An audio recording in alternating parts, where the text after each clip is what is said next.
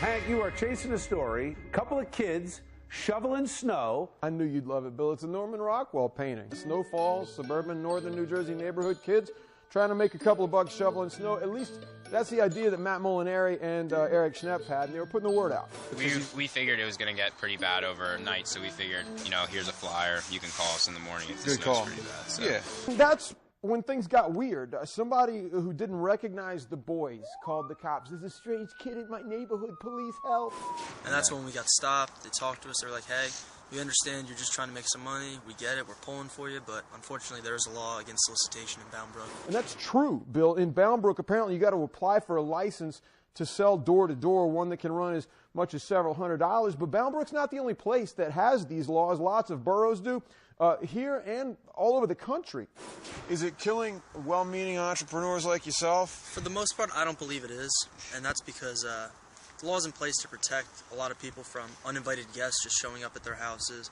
You know, maybe people trying to sell them stuff like magazines. And you also hear about evangelists coming to your door. They did at my house in Jersey City. But there's also the Girl Scouts who try to sell cookies. Kids setting up lemonade stands, they get affected as well. The boys who are both college-bound, they're the kids you'd want your daughter to date. Nice guys. They want to be crystal clear, and I'm putting this in for them, that the cops were just doing their jobs.